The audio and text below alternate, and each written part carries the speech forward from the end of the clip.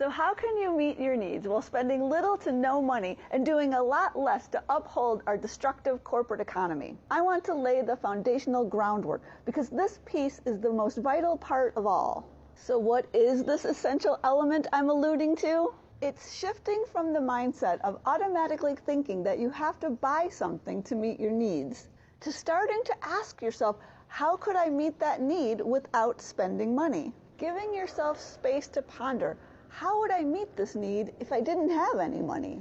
This is a muscle we need to strengthen and build over time. You can start with one small item that you need and think about how you might access it without buying it. When I needed QR code stands to vend my books and online courses at the Florida Permaculture Convergence recently, I didn't want to buy those ubiquitous plastic stands. After searching online, I found some simple wooden ones that my handy boyfriend was able to make for me with wood he had rescued from the side of the road. Even that tablecloth I used is actually a shower curtain that I rescued from a university dorm dumpster at the end of the semester.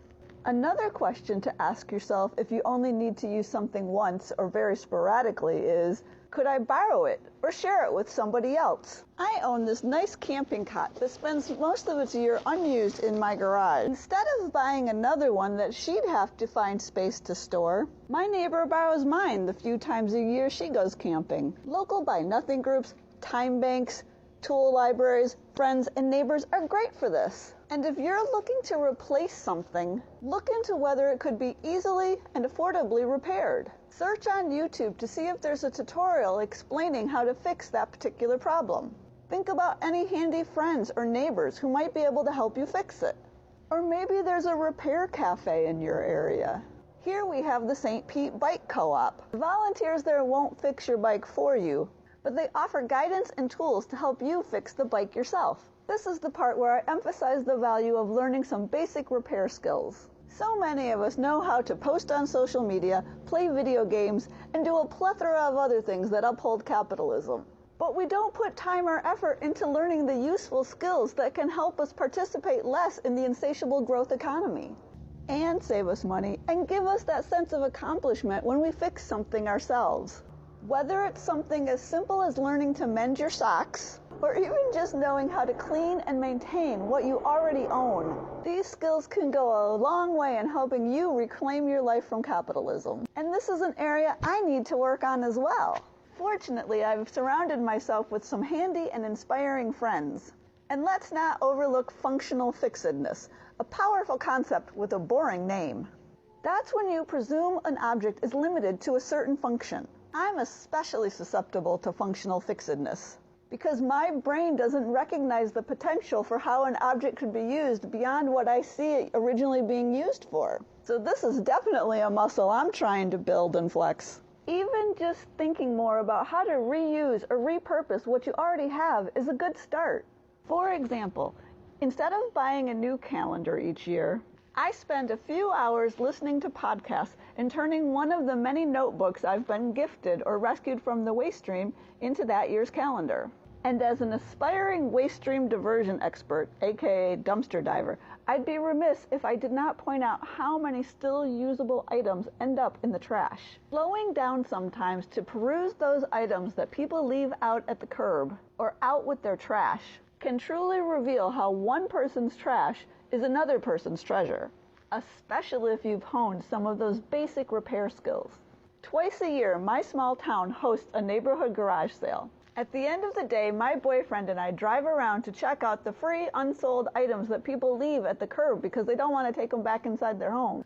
This year, we found this broken plastic table, and because he has those repair skills, it was easy for him to fix it and make it usable again. He's done the same for numerous lamps, fans, and other items we've found.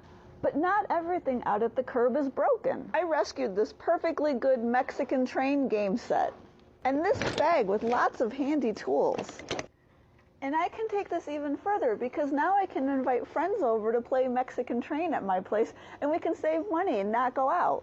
And those tools, well, of course they'll help me repair things. I also want to put in a plug for learning about high-quality brands that are less prone to breaking down. So if you do have to buy something, you're less likely to have to replace it. Plus, these companies are more likely to offer warranties or replace things if they do break down.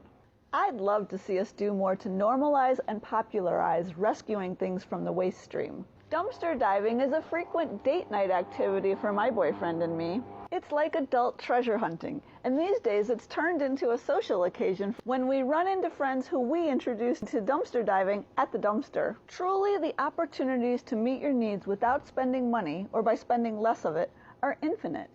I concur with early retirement extreme author Jacob Lund Fisker, who made the point that spending money is essentially a failure to solve our problems by smarter means. This is essentially what people in lower income communities and countries have been doing out of necessity all along. And we can learn a lot from their example, especially in regards to how this kind of creative thinking and problem solving fosters mutual aid. I also believe that regularly resorting to spending money to meet your needs denies you of the opportunity to tap your resourcefulness and experience that sense of satisfaction and accomplishment when you figure something out. Don't let capitalism deny you that. If this is a new way of thinking for you, don't get overwhelmed. Try one small bite-sized step at a time. Maybe try sewing a button back on, perusing items at the curb, or asking a neighbor to borrow their air fryer. The beauty of it all is that we can simultaneously save money,